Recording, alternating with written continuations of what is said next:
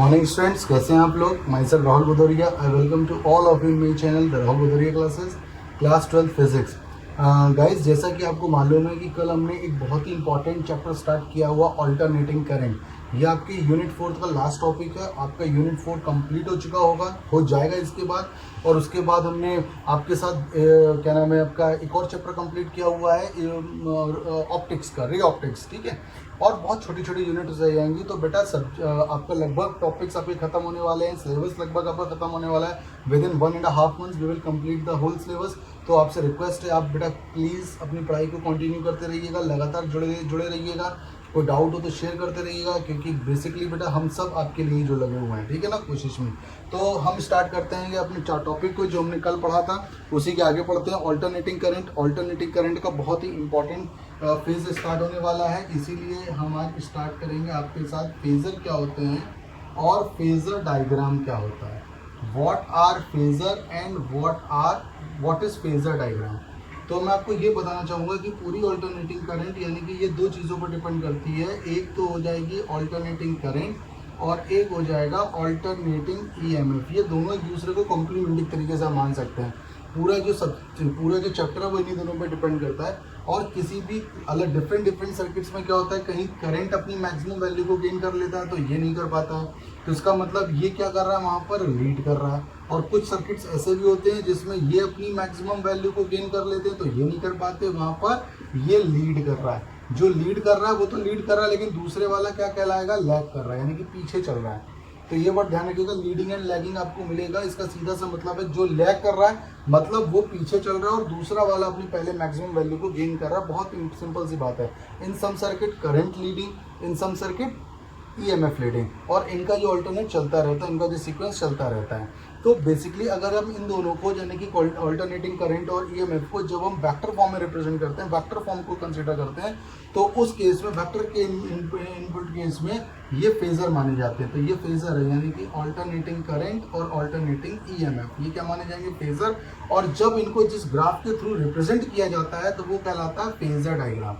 जब हम alternating current और ऑल्टरनेटिंग ईएमएफ को किसी ग्राफ के थ्रू रिप्रेजेंट करते हैं, so that diagram is called phasor diagram. उस डायग्राम को हम फेजर डायग्राम कहते हैं। और जिस एंगल पर ये दोनों डिफरेंशिएटेड होते हैं एक दूसरे से, जिस एंगल से वो लीडिंग और लैगिंग कर रहे होते हैं, डिफरेंट होते हैं एक दूसरे से, उस एंगल को बोला जाता है फेस एंगल। जनरली उसको फाई से डिनोट करते हैं, दैट इज कॉल्ड फेस, या फिर इसी को बोला जाएगा फेस एंगल। तो इसी को क्या बोला जाएगा, फेज एंगल। तो फेजर कौन होते हैं, the vector form of alternating current and alternating EMF are called phasors. और इनको जो ग्राफिकल रिप्रेजेंटेशन, इनका जो रिप्रेजेंटेशन होता है, जिस डायग्राम के थ्रू इनको आपस में रिप्रेजेंट किया जा सकता है, उसको क्या बोलते हैं, phasor diagram. In some types of circuit current जो होगा ऑल्टरनेट करंट वो मैक्सिमम को गेन करेगा तो ईएमएफ नहीं कर पाएगा, दोनों की डिफरेंट वैल्यूज होंगी। और जिसमें ईएमएफ कर लेगा उसमें करंट नहीं कर पाएगा, उसकी डिफरेंट वैल्यू होंगी। यानी कि अगर ईएमएफ कर रहा है तो वो लीड कर रहा है तो करंट लैगिंग पर है, अगर करंट अपनी मैक्सिमम वैल्यू को गेन कर रहा है तो ईएमएफ लैगिंग कर रहा है और करंट लीड कर रहा है। दोनों एक साथ एक पॉइंट पर मैक्सिमम नहीं हो सकते। तो इतना ध्यान रखिएगा। इस तरीके से आपका फेजर और फेजर डायग्राम कहलाता है। और फेज एंगल भी यहाँ पर देखने को मिलता है। तो ईएमएफ, ऑल्टरनेटिंग करंट और ऑल्टरनेटिंग ईएमएफ के वेक्टर फॉर्म को क्या बोला जाता है, फेजर। और जब इसको किसी डायग्राम के थ्रू रिप्रेजेंट किया जाता है तो इसको क्या बोलते हैं, फेजर डायग्राम बोलते हैं। क्या बोलते हैं इसको, फेजर डायग्राम बोला जाता है। ठीक है बेटा। अब एक बहुत ही इंपॉर्टेंट टॉपिक की तरफ बढ़ते हैं, different types of AC circuit. Different types of AC circuit यानी कि ऑल्टरनेटिंग करंट के सर्किट। तो मैं आपको बता दूं, अलग अलग एलिमेंट्स को यूज करके हमने बहुत सारे सर्किट्स बनाए हैं। पहला सर्किट होता है जिसमें केवल रेजिस्टेंस होता है। दूसरा सर्किट होता है जिसमें केवल एल यानी कि इंडक्टर होता है, इंडक्टर। तीसरा सर्किट वो होगा जिसमें केवल सी होगा यानी कि कैपेसिटर। क्या होगा, कैपेसिटर। और चौथा सर्किट होगा कॉम्बिनेशन ऑफ एल और सी। पांचवा सर्किट होगा एल और आर का। और सिक्स्थ वाला हो जाएगा सी और आर का। और सेवेंथ हो जाएगा इन तीनों का combination L C R circuit. तो यानी कि इंडक्टर भी है, कैपेसिटर भी है और रजिस्टर भी है। तो इस तरीके से ये 7 सर्किट्स बनते हैं। एक एक नंबर बेटा कहीं से भी बन सकता है, लेकिन फाइनली जो सबसे ज़्यादा इंपॉर्टेंट है ये आपके लिए LCR सर्किट है। बाकी बनने को तो 1 मार्क्स कहीं से भी बन सकता है, लेकिन जो सबसे सबसे सबसे इम्पॉर्टेंट है वो LCR सर्किट है, दी अल्टीमेट मोस्ट इम्पॉर्टेंट आप बोल सकते हो। और अगर मैं ये कहूँ कि पिछले कई सालों से मुझे ऐसा कोई पेपर नहीं मिलता है बोर्ड का जिसमें ये कहीं ना कहीं डायरेक्टली पूछा, डायरेक्टली और इनडायरेक्टली अपनी प्रेजेंस जरूर दिखाता है, तो ये गलत नहीं होगा, ये बिल्कुल फैक्ट है। कहीं ना कहीं 1 मार्क का कहीं ना कहीं कुछ ना कुछ आपको जरूर देके जा रहा है। तो बेसिकली बेटा प्लीज़ अपनी नर्व्स को टाइट करिए, होल्ड करिए और बने रहिएगा, क्योंकि ये बहुत ही इंपॉर्टेंट टॉपिक है, बहुत ही इंपॉर्टेंट जर्नी की तरफ हम चल रहे हैं ऑल्टरनेटिंग करंट में। तो शुरुआत करते हैं केवल ओनली रजिस्टर से, यानी कि एक ऐसा सर्किट जिसमें सिर्फ और सिर्फ रजिस्टर लगा हुआ है, ठीक है ना, यानी कि एक रजिस्टेंस लगा होगा। तो बेसिकली आपके पास EMF का ये साइन होता है बेटा किसी भी सर्किट में EMF के लिए, और आपने इसमें एक रजिस्टर लगाया हुआ है R, और ये ऑल्टरनेटिंग EMF है, ये ऑल्टरनेटिंग का साइन होता है E0 साइन ओमेगा t। जब भी किसी सर्किट में पूरा पूरा रजिस्टर लगा हुआ है तो बेसिकली हम ये बोल सकते हैं कि उसमें जो EMF होगा वो प्योरली पोटेंशियल के बराबर होगा। जब भी किसी सर्किट में सिर्फ रेजिस्टेंस होगा तो उसका जो EMF होगा वो पूरी तरीके से पोटेंशियल के बराबर होगा, और V इक्वल्स टू IR होगा। V इक्वल्स टू IR होगा तो E हमारे पास है, E मतलब कि V इक्वल मतलब E की वैल्यू, आप E की वैल्यू क्या पुट कर सकते हो, E0 sine omega t equals to IR। R को आप अपॉन कर देंगे, E0 upon R sine omega t equals to compare करेंगे तो देखेंगे I की वैल्यू क्या हुआ करती थी, I0 साइन ओमेगा t। तो ये जो I0 आ रहा है वो E0 अपॉन R दे रहा है, तो I0 की वैल्यू क्या हो जाएगी, E0 अपॉन R हो जाएगी मैक्सिमम करंट। देखने वाली बात ये है कि EMF में क्या आ रहा है, साइन ओमेगा टी, और करंट में भी क्या आ रहा है, साइन ओमेगा टी। तो बेसिकली यहाँ पर फेज डिफरेंस क्या है, कुछ नहीं है, फेज डिफरेंस इज फाई का मतलब बेटा नथिंग भी होता है, कोई फेज डिफरेंस नहीं है, नो फेज डिफरेंस। और जब आप इसका ग्राफ बनाओगे तो अगर आप इसका ग्राफ के थ्रू रिप्रेजेंट करोगे इस तरीके से, तो यहाँ पर E और इसी नो फेज डिफरेंस, दोनों में फेज डिफरेंस फाई है, तो बेसिकली कोई एंगल डिफरेंस जनरेट नहीं हो रहा। ये आपको I0 देगा और ये आपको E0 देगा। तो आप देख सकते हो कि EMF जो होगा वो क्या कर रहा होगा, लीड कर रहा है, और करंट जो है वो क्या कर रहा है, लैग कर रहा है, पीछे है। और बेसिकली इसमें कोई भी फेज डिफरेंस नहीं है, देखा जाए तो इसमें कोई भी फेज डिफरेंस नहीं है, there is no phase difference. जो भी EMF होगा वो सीधे किस में करंट चेंज हो जाएगा, पोटेंशियल में, क्योंकि यहाँ पे सिर्फ और सिर्फ रेजिस्टेंस काम कर रहा है। ये 1 मार्क्स के लिए बड़े इंपॉर्टेंट कॉन्सेप्ट बन जाते हैं, बहुत ज़्यादा इसमें कुछ करने के लिए नहीं है, इसमें किसी भी प्रकार का फेज डिफरेंस जनरेट नहीं हो रहा, दोनों एक ही लाइन को, एक ही रीजन को रिप्रेजेंट कर रहे हैं। तो ये था ओनली R वाला, जिसमें केवल रेजिस्टेंस लगा, जिसकी वजह से जो भी EMF था वो सीधे सीधे पोटेंशियल में कन्वर्ट हो रहा था। तो दिस इज ओनली R। चलिए एक और करते हैं, ओनली R के बाद आते हैं ओनली L पर। सर्किट नंबर 2 पे आते हैं। सर्किट नंबर 2 में आपको क्या मिलेगा, ओनली इंडक्टर है, सॉरी ओनली इंडक्टर, यानी कि L लगा होगा।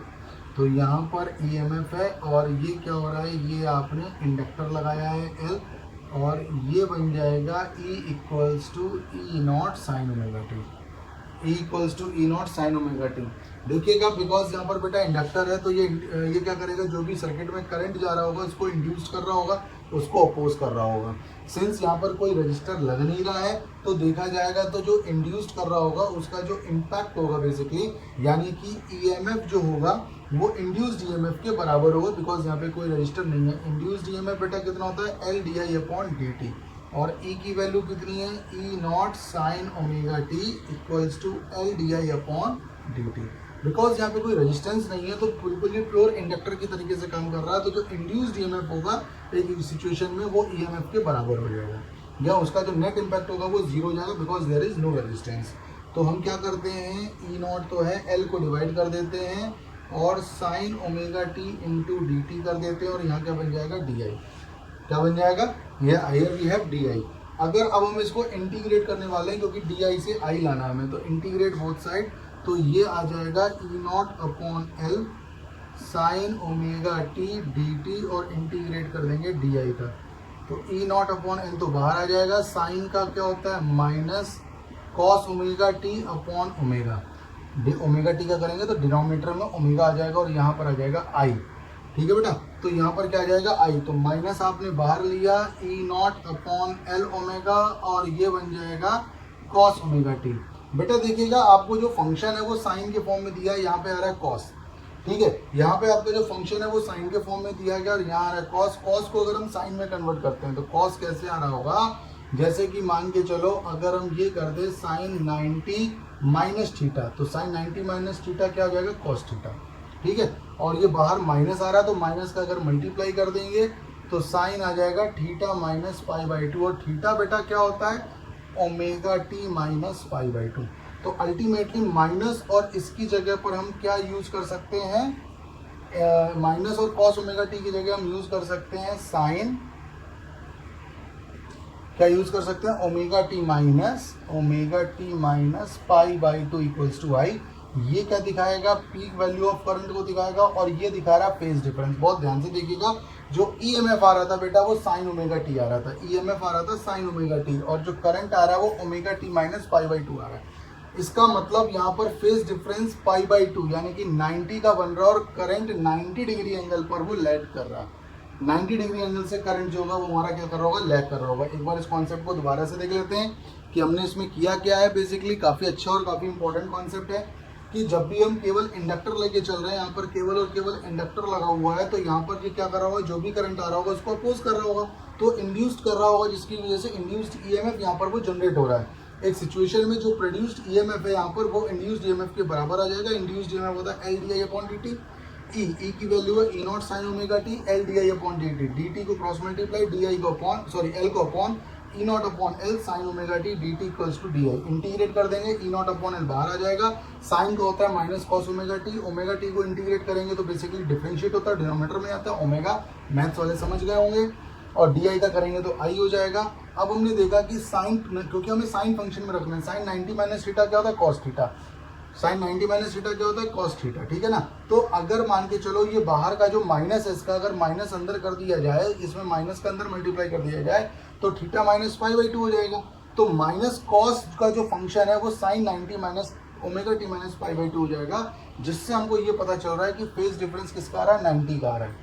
किसका आ रहा है, 90 का, यानी कि करंट जो होगा वो 90 डिग्री पर लैग कर रहा है। करंट जो होगा वो 90 डिग्री पर क्या कर रहा है, लैग कर रहा है। तो इसको हम क्या करेंगे, जैसे यहाँ पे तो आपका क्या गया ईएमएफ, और करंट 90 डिग्री से पीछे चल रहा है, तो ये आई मिलेगा, और यहाँ पर आपको क्या मिलेगा, ई, तो ये पीछे चल रहा है। सो ये आपका फेजर डायग्राम बन जाएगा, करंट 90 डिग्री से क्या कर रहा है, लैग कर रहा है। ठीक है, पीछे चल रहा है, तो बेसिकली वो पीछे चल रहा है तो हमने इसको पीछे चला दिया। और दूसरी बात बहुत इंपॉर्टेंट यहाँ पर बेटा ये होती है, आई नॉट की वैल्यू ई नॉट अपॉन एल ओमेगा होती है। ठीक है, एल ओमेगा, यहाँ पर एक बात समझने वाली है, यहाँ पर जो एल ओमेगा आ रहा है ना, एल ओमेगा, इसको हम क्या बोलते हैं, एल ओमेगा को हम क्या बोलते हैं, L omega is called XL, यानी कि इंडक्टिव रिएक्टेंट, इंडक्टिव रिएक्टेंट। तो बेसिकली ये क्या है, इंडक्टिव रिएक्टेंट होता है एक्सएल, जिसकी वैल्यू होती है ओमेगा एल। और ओमेगा एल के लिए अगर हम बात करें, जैसे कि एल ओमेगा, ओमेगा की वैल्यू क्या होती है, तो इसको अगर हम बात करते हैं ओमेगा की, तो ओमेगा की वैल्यू होती है 2 pi F frequency equals to XL. अगर मैं लेके चलूँ तो XL is directly proportion to F, तो ओमेगा एल क्या हो जाएगा, XL is directly proportion to F, यानी कि इंडक्टिव रिएक्टेंस, जैसे यहाँ फ्रीक्वेंसी है, यहाँ इंडक्टिव रिएक्टेंस है, ये डायरेक्टली प्रोपोर्शन आ जाएगा। तो जैसे जैसे हम उसकी फ्रीक्वेंसी बढ़ाएंगे, इंडक्टिव रिएक्टेंस भी पूरी तरीके से क्या होता चला जाएगा, बढ़ता चला जाएगा, और फेज डिफरेंस आएगा 90 डिग्री का। बड़ा इंपॉर्टेंट कॉन्सेप्ट है, जब मैं पावर बताऊंगा तब बताऊंगा फेज डिफरेंस की इंपॉर्टेंस क्या होती है। तो बेसिकली फेज डिफरेंस अगर आपको 90 डिग्री का डिफरेंस मिल रहा है तो वो कौन सा सर्किट है, वो आपका केवल और केवल एल सर्किट आपने यूज किया है, जिसमें फेज डिफरेंस आपको क्या मिल रहा है, 90 डिग्री का। ठीक है, आपने आज 2 सर्किट, फेजर और फेजर डायग्राम पढ़ा है। सर्किट्स आई होप आपको समझ में आ रहे होंगे। कल मैं आपको एक साथ पूरे सर्किट कराऊंगा, यानी कि ऑल द 3 सर्किट्स आप बचे हुए पूरे 5 सर्किट एक साथ होंगे। तो next video will be little bit lengthier, थोड़ी सी लंबी हो जाएगी। थोड़ा सा आपको आज मैं बहुत ज़्यादा नहीं करा रहा हूँ, प्लीज़ इसको अच्छी तरीके से प्रैक्टिस करिए, वीडियो को स्टॉप करिए, वीडियो को देखिए, स्टॉप करिए, बार बार इसको प्रैक्टिस करिए, क्योंकि the practice is very important. कल हम बात करेंगे नेक्स्ट 5 सर्किट्स की, जो बहुत ज़्यादा इंपॉर्टेंट है, क्योंकि उसी पर पूरा चैप्टर डिपेंड करता है। तो टिल देन, कल का गाइस, कल वीडियो कल का बड़ा इंपॉर्टेंट होने वाला है, तो वेट फॉर द वीडियो और एक्साइटेड फॉर दैट। और प्लीज़ इस वीडियो को पूरा देखिएगा अच्छी तरीके से, लाइक सब्सक्राइब करिए, आपको पसंद आ रहा हो तो बताइएगा, कुछ दिक्कत आ रही हो तो बताइएगा, I am here for you anyhow. तो till then, for the next video please hope for the best. I hope आप लोग अच्छी तरीके से पढ़ रहे होंगे। तो नेक्स्ट वीडियो में मिलते हैं, till then good bye, see you, Tata.